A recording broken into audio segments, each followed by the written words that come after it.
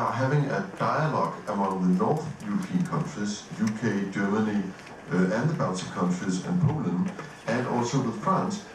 Could we expand, that would be the vision, could we expand the common power market among the Nordic countries to a North European market? And would it be possible to do that also through a North Sea grid? I think it's a fantastic, inspiring vision for whole Europe, but why not take the whole European vision and not only the North European, but sometimes you have to start somewhere among different countries that really have the will to move forward on this. When it comes to energy efficiency, and thank you, Delphine, for mentioning that. I forgot that in my speech. Of course, that's a very, very vital part of the green transition. And we managed through the Danish presidency to negotiate energy efficiency directive. I think it's fairly good. I think that could provide some assistance to all of us to achieve the target. But I think we should discuss very carefully when we're going to adopt the next energy efficiency target for 2030, how are we going to do that? And we haven't got a position formally on that yet, Denmark, but I can tell you that last time we discussed it for 2020, the Danish position was, let's have a binding target, but flexibility about how each country could actually achieve that target, because we have very different circumstances, very different traditions and potentials for energy savings, so that might be a more efficient way to go about it. But let's see how the directive will work. It will also provide a very big involvement from the energy companies. That's also a good way to do it. That's the Danish experience, at least. They deliver a lot here. Finally, I would say that the question about the last question, where should the money come from? I think the money should come primarily from private investors, because the public budgets won't have them. And I think it should be paid over the tariffs. I mean, that's the only way I can see things happen. It's the most sound, it's the most economic way to do it, and we need the stable European framework to ensure that that would happen, both when it comes to renewables and when it comes to our infrastructure.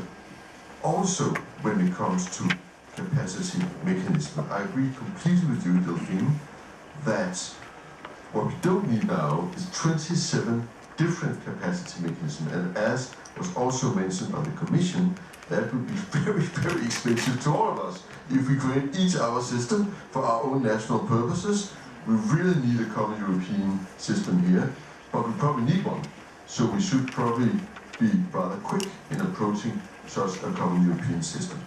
Thank you for a very good and critical question. I would love to continue, but we don't have the time. But I'm sure that we will continue both on minister level, but also citizens to citizens. I'm sure that many of the strong civil society organizations in Denmark, and energy companies and industry, they would love to also continue this discussion with the French people and the French industry.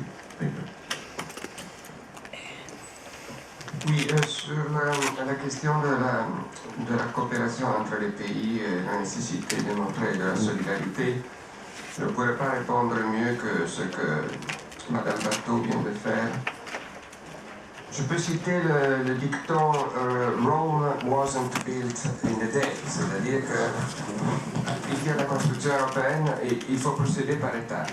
On ne peut pas avoir tout de suite. Ce qui veut dire que des formes de coopération régionale, des formes de coopération entre voisins sont nécessaires sur le chemin de la réalisation du marché intérieur. Monsieur le ministre Lidegaard a donné déjà l'exemple du marché du Nord. Moi, je voudrais vous donner l'exemple du market coupling dans le domaine de l'électricité entre la France, l'Allemagne, le Benelux, qui a donné des résultats très très encourageants et que progressivement on va étendre. Mais pas tous les pays sont aujourd'hui prêts à mettre en œuvre des mécanismes aussi développés de coopération. Donc pour cela, il faut un peu de temps et entre-temps, il faut effectivement une coopération renforcée au niveau des ministres, au niveau des administrations nationales. Je crois que ce matin, Mme Kaito a été très explicite à énumérer les différences entre nos pays, géographiques, historiques, politiques, sociales, etc. Ce qui justifie que l'énergie soit une compétence partagée. C'est-à-dire qu'il y a des initiatives que l'Europe doit et peut prendre de façon plus efficace et d'autres qui restent dans le domaine des États membres, mais il faut que les responsables et que la société civile se parlent entre eux et entre elles. Et ça, c'est la clé de pouvoir progresser ensemble. Sur la question, je voudrais dire encore un mot sur la question de l'énergie comme facteur de paix plutôt que de guerre. Si vous regardez l'histoire de ces dernières années, autour de l'énergie, beaucoup de guerres se sont déclenchées. La guerre du Golfe, la guerre de l'Irak, la guerre de Libye plus récemment. Mais aujourd'hui, nous voyons que l'énergie pourrait commencer à jouer un rôle de pacification et de rapprochement. Regardez ce qui se passe entre Israël et la Turquie suite à la découverte du gisement de gaz Léviathan, avec des réserves très importantes de l'ordre de 17 trillions, ça existe en français, trillion? Non, c'est bien, et de mètres cubes de gaz. Et qui a mené à nouveau les diplomaties de la Turquie et Israël à se parler.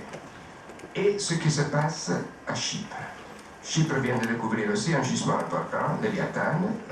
Il y a pour le moment des escaramouches entre Chypre et la Turquie sur qui peut exploiter, avantage de qui, etc. Mais si vous lisez les déclarations récentes du président de la Turquie, Gül, lui, il a compris qu'il faudrait essayer de bâtir ensemble des moyens d'exploration et de division, de condivision de ces ressources.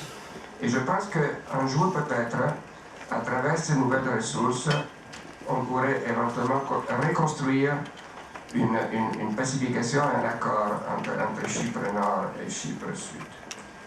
La question du CO2. Là, je dois dire que personnellement, je suis d'accord avec le député européen. Nous manquons d'une fiscalité commune en Europe parce qu'il y a la règle de l'unanimité.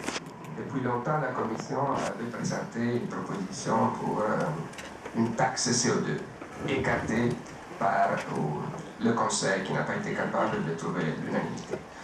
Donc on s'est replié sur ce qu'on appelle un mécanisme de marché, qui est le European Trade System, c'est le mécanisme, disons, de fixer un plafond et de s'appuyer sur le commerce de quotas de pollution CO2.